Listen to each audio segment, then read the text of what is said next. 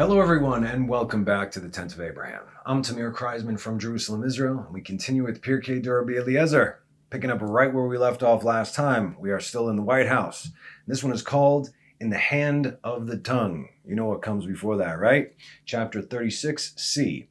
Hallelu et Adonai kol goyim shebechu kol haomim ki gavar alenu chasdo ve'emet Adonai leolam hallelujah. Rabbi Eliezer says, within 7 months, Leah gave birth to her children, and within 7 years, Jacob had 11 of the 12 tribes. Benjamin wasn't born yet, of course, and one daughter, Dinah. Do we understand the timeline over here? The first 7 years, Jacob worked for Rachel and got Leah. 7 days after the wedding to Leah, he got Rachel. Right away, Leah began to give birth. God saw her pain and suffering, right? And over the course of the second 7 years, when Joseph was born, Jacob wanted out. He wanted out of there, right? Because the 7 years were up. And it came to pass when Rachel had borne Joseph that Jacob said to Lavan, "Send me away, and I will go to my place and to my land." 7 for Leah, 7 for Rachel. That's 14 years that he worked, right? After which Jacob worked another 6 to 7 years to gain all his wealth, to bring us to 21 years plus 1 year on the road. And there you have 22 years that Jacob was away from his father Isaac. Later on, this would happen to him, that Joseph was away from Jacob for 22 years, to match these times over there. In any case, within the second set of 7 years is when Jacob grew his household. 11 tribes, 1 daughter. But get this, just like Cain and Abel, in other words, this is one daughter with a name who was born alone. Just like Cain and Abel, each and every one of the tribes, right, was born with a twin sister. Now, this may disturb you guys, okay? But this is what the Hebrew says. Vekulan noldu zivugan imam. What is a zivug? This is your significant other that you were destined to be with in this world. Okay. And so you understand that the tribes married their sisters. Who else were they going to take as wives, right? They could only keep it within the family as per God's command. Do not go from the daughters of here, the daughters of there. Okay? Specifically, Abraham told Eliezer where to go find the wife for Yitzchak, and Yitzchak specifically told Jacob, and Rivka told Jacob where to go find his wives. But afterwards, God made it very easy for them. It all stays within the family. Okay. Do not take from the wind of the land, a point that was reiterated again by Isaac and Rivka. So God made it really, really easy for them. This way, you don't have to look too far. More sister wives. Again, it was less weird back then, okay, than it would be today, obviously. So, they were all born with their mates, except for Joseph. Why? Who did Joseph end up marrying? Do we remember that? We discussed this. Because Osnat, the daughter of Dinah, his sister, was destined to be his wife. And what about Dinah? Dinah's mate was not born with her. That's why she's actually mentioned. She, Leah, her mother, said, "This girl is din umishpat, law and judgment," which is why she called her Dinah. Dinah. Din is judgment, so Dinah.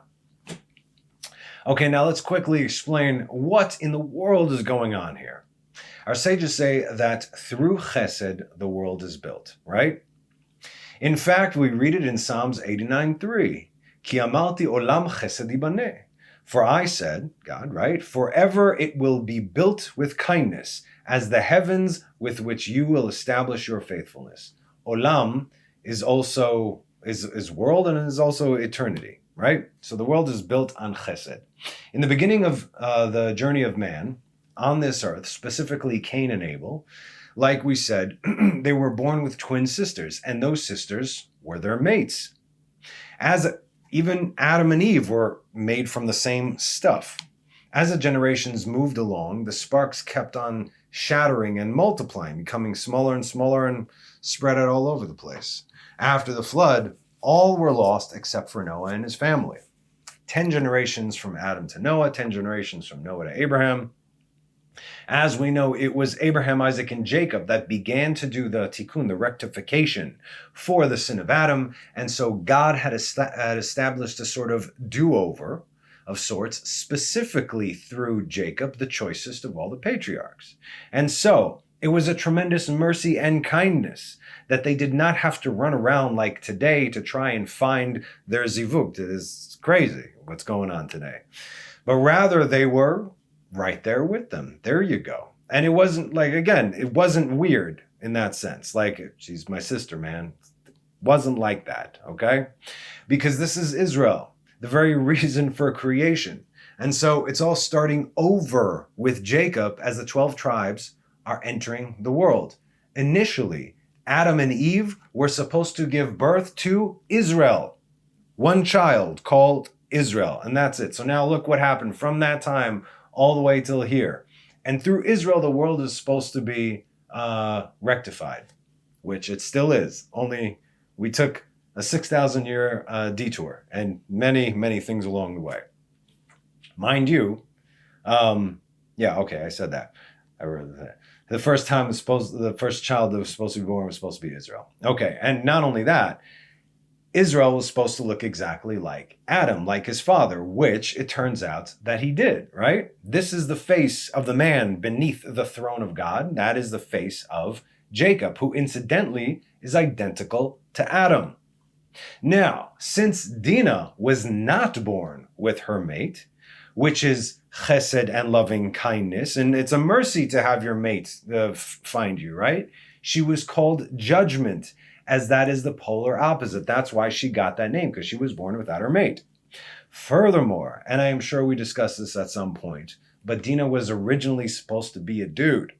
But because Leah prayed for her sister Rachel to have a son, as they all knew that they were supposed to only have 12 tribes, she prayed for a miracle, and God changed the child's sex from male to female. This is also why Dinah was hanging out with the fellas in Shechem, which is not a place where single, unescorted females should ever be alone, let alone the daughter of the patriarch Jacob. And we know what happened, right? Shechem raped her, got her pregnant, while the entire city was in on it, just like all the people of Lavan were in on it. And as a result, judgment came upon them. Dinah would later give birth to Osnat, who God had made sure she made it down to Egypt, to the house of Potiphar, which is where she met Joseph. And this is how God kept it all in the family. This is written in the book of Jasher, the story about that. When she gave birth to Osnat, Jacob put a talisman around her neck. And in Hebrew, it said, if you can read this, this is a daughter of the house of Jacob. And they put her, it said, I know it sounds cruel, but Jacob saw all these things taking place. They placed her like in a bush, if you will. And she got picked up and she got taken down. Where? To Potiphar's house, exactly where Joseph, her zivug, had to go. You see how this works? God does all these things. And when they were introduced, now, okay, it's time for you to take a wife. Safnat paneach, right? Oh, here, take my servant girl. He saw the necklace around her neck. He said, hey, girl, fam, right? That's what happened over there. It's amazing. Okay. Furthermore, Rabbi Eliezer says Jacob fled to Lavan and later fled from Lavan. From this sentence, we can understand the following. Who did Jacob originally run from to go to Lavan? This would be Esav. And now it would seem that Jacob would rather face Esav rather than Lavan. So why did Jacob flee from Esav to begin with, and why would he rather face him now? Don't forget, 21 years have passed, and Jacob did not flinch when it came to his walk with God. Though he was in the White House, the den of thieves, the pit of vipers. This made him stronger, so much more so than he was when he left. Not only did he become the wealthiest man in the world at the time, but he brought 11 out of the 12 tribes into this world. You all saw this coming. Now, what's missing from what I just said? Here's another lesson for you.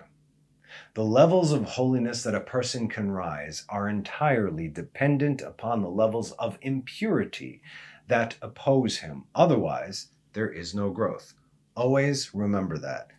The holiest people, everybody from the time of the Tanakh to today, the holiest, most incredible people, they have such a strong evil inclination, it has to be matched perfectly with their holiness and with their good intent. It has to be equal at all point in time. That is how they rise. That's it. That is why the greatest among us are so powerful, because their evil inclination and the pull to do evil is as strong as their pull and their desire to do good, yet they are choosing good. At this point, every time they choose to do good, every point we choose to do good, we are making a separation between the tree of knowledge of good and evil. So while all the reasons that I gave you are valid for Jacob to leave Lavan, there's really one reason that matters, while all the rest are just excuses. Genesis 31:3. And the Lord said to Jacob, return to the land of your forefathers and to your birthplace, and I will be with you. That's it. Right? That's really all that matters. From where do we know that Jacob fled to Lavan? From Hosea 12:13. That says, and Jacob fled to the field of Aram, and Israel worked for a wife, and for a wife he guarded. We discussed this in last class. Vayivrach Yaakov ste Aram, vayavod Yisrael beisha, ubeisha shamar.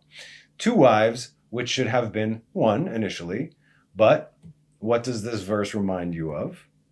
Something else in the verse right now.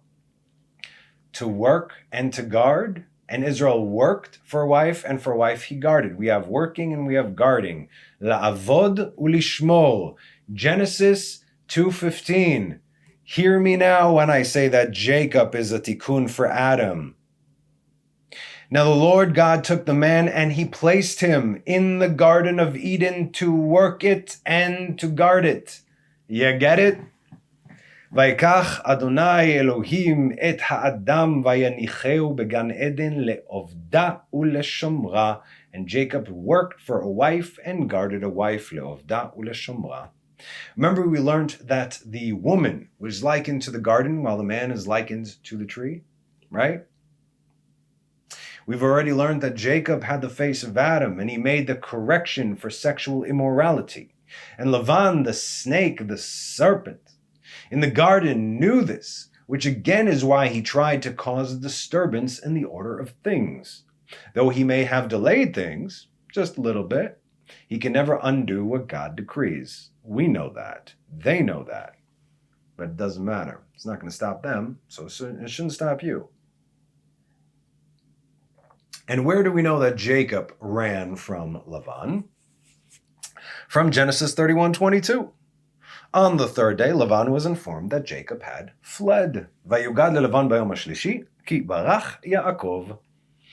You see, we have to use our God-given brains and discernment in all matters. God just told Jacob to leave, right? Jacob chose to flee. It took a while until this happened, but the moment that happened, he's like, listen, Lavan, I gotta go. Work some more. Fine, I'll do it away from you. Does this mean that Jacob didn't have faith in God, although he told him to leave? Or did Jacob the righteous not waste a moment and got out of Dodge because he was obedient to the word of God? Well, yes, but also, look at which part of that was most important to him in our text. And why did he flee?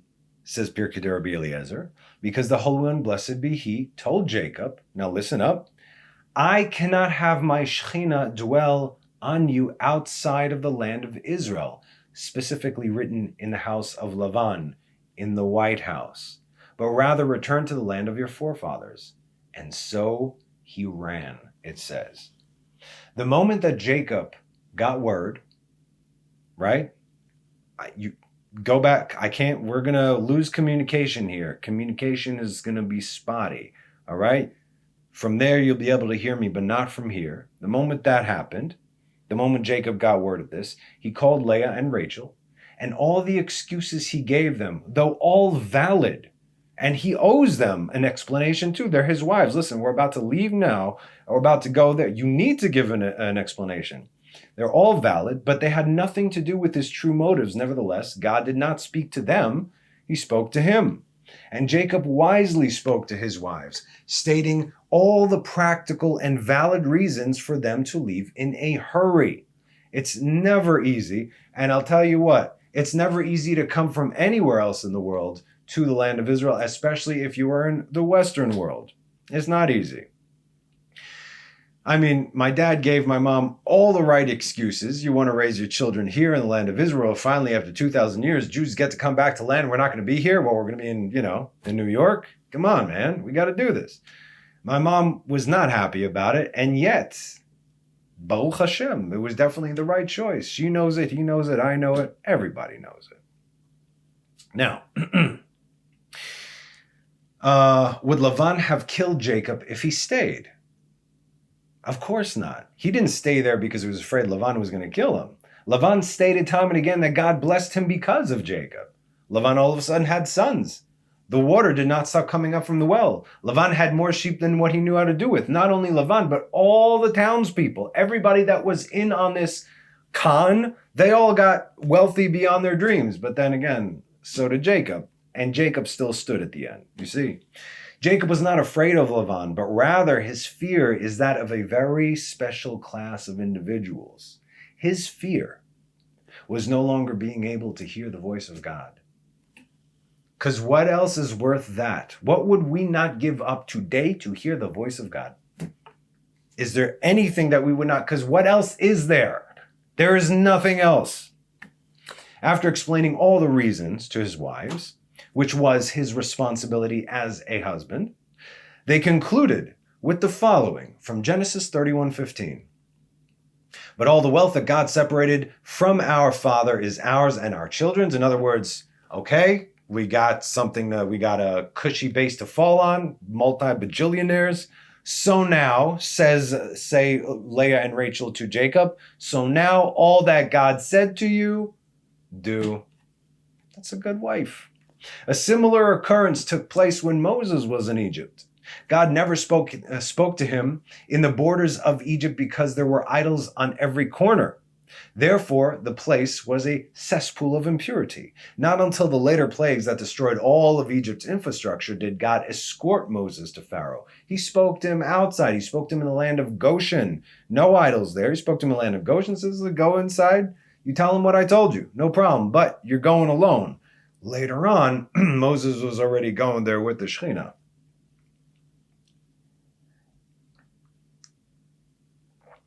Now, would God communicate with Jacob on the regular if he remained in the house of the chief idolater in the world? No, that was it. He did what he needed to do. He bore Joseph. It's time to move out of there. And so he ran, it says. And Lavan took all the men of his house and his town, mighty men of strength, and they pursued him in order to kill him.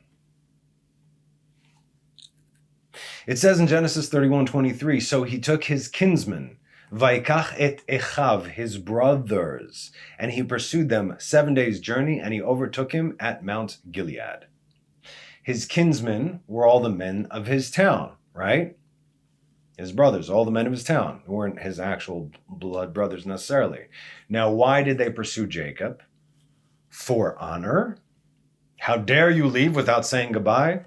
No. For money. Lavan was already so wealthy because of Jacob, he wasn't short of anything.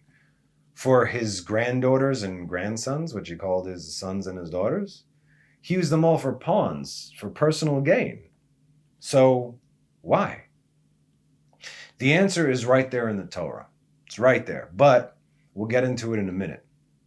From Targum Yonatan. I love this guy.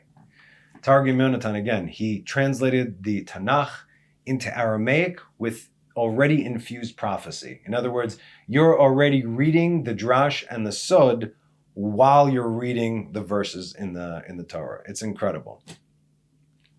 From Targum Yonatan. But after Jacob had gone, the shepherds went to the well, but found no water. Something is different. This thing's been overflowing for 21 years. And they waited 3 days, if it might again overflow, but it overflowed not. And they came and they said to Lavan on the 3rd day, and he knew that Jacob had fled, because through his righteousness it had flowed 20 years. You see this? That's how he knew that he was gone, because there was no more water coming out of there. And he took his kinsman with him and pursued after him, going 7 days, and overtook him while sojourning in Mount Gilead, offering praise and praying before his God, meaning before his gods, his idols. Okay, now, Pirkei Rabbi Eliezer. And Michael, the archangel, descended and drew his sword and desired to kill him, Lavan. And he said to him, do not speak to Jacob, as said in Genesis 31:24. And Elohim, Vayavo Elohim el Lavan ha'arami, right, in a dream of the night, and he said to him, beware lest you speak with Jacob either good or evil.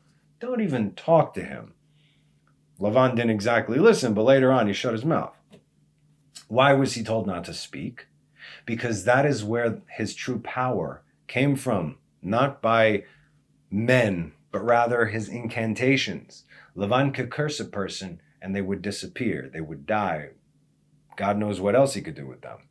This is what he taught his son Beor and his grandson Bilam, who would curse entire armies and they would simply vanish.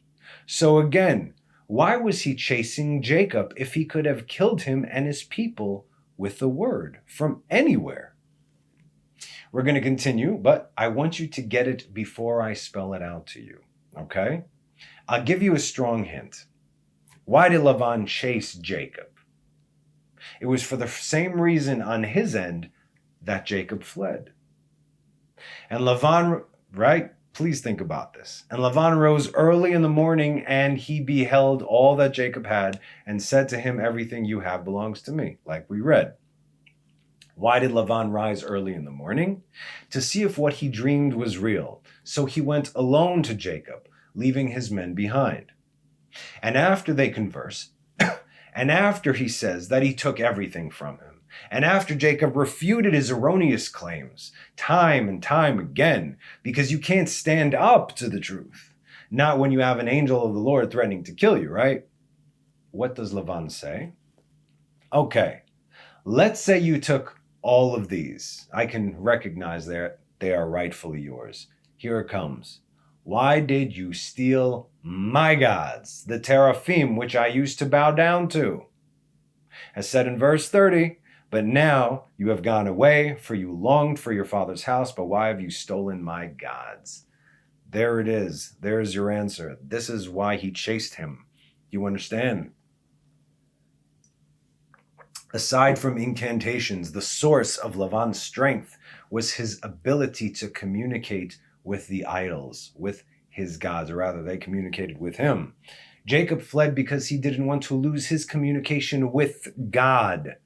And Lavan chased after him because he did not want to lose communication with his gods. Do you see this? What were so special about Lavan's idols, also called teraphim?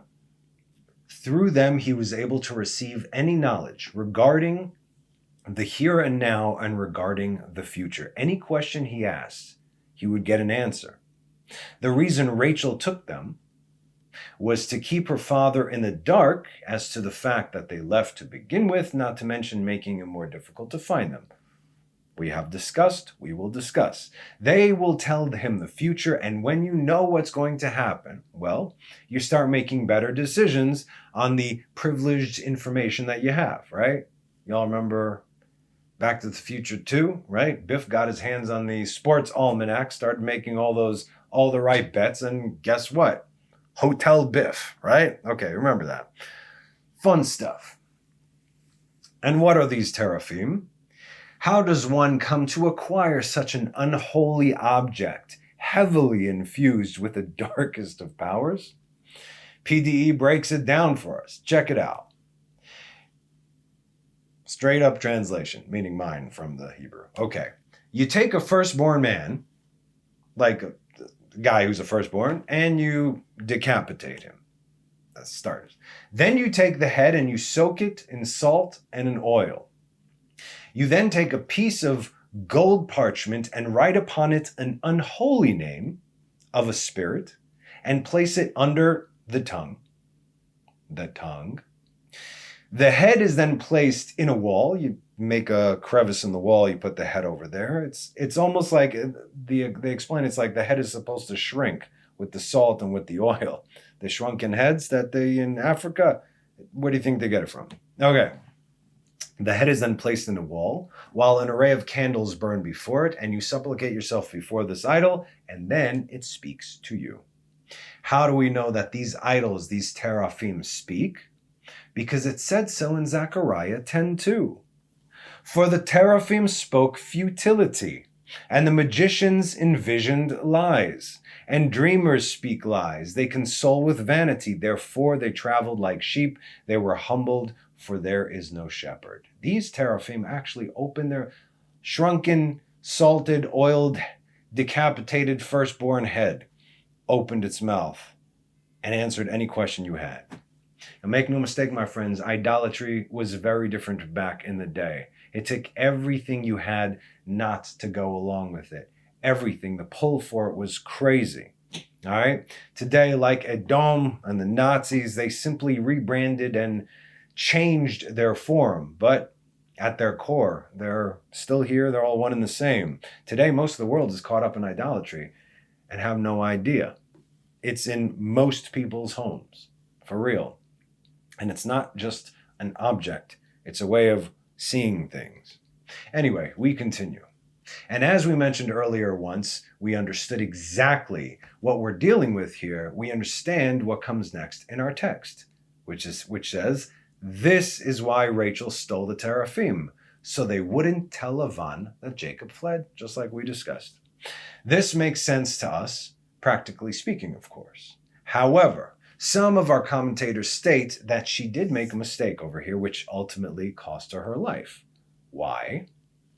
If she would have trusted God, that he was the one who told Jacob to return to Israel, he said, everything God tells you do, and the promises that God made to Jacob about multiplying and looking after his descendants until the end of time, then by her not taking them, she would have shut the mouths of the idols. She should have trusted that God would allow him to go, because again, everything is under God's control here. It reminds me just a bit of Sarah giving Hagar to Abraham in the pshat, in the simple text, of course, right?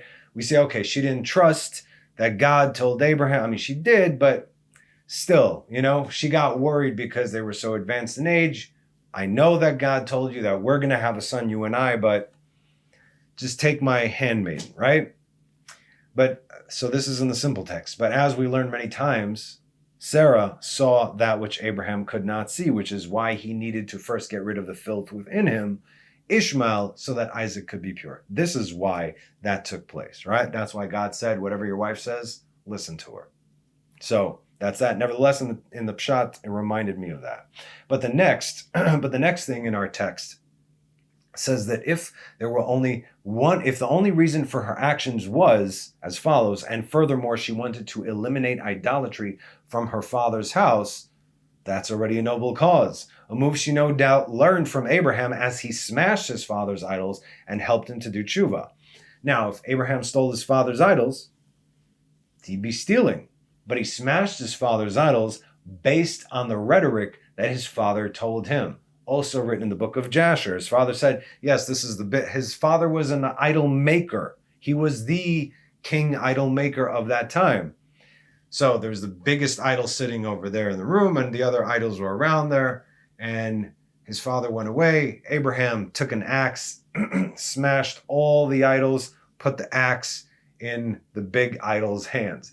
His father came back and says, what the hell happened? He says, well, I gave the idol some food, and then the other idols wanted to eat it before the big guy ate it, so he took this axe and he smashed them all.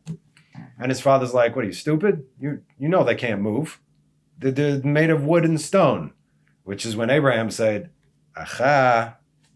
You see? Okay. In other words, you use your own words. That's what Jacob did to Lavan. According to his words, that's how he played him. So, like we said, this is a noble cause. A move she no doubt learned from Abraham and caused his father to do tshuva.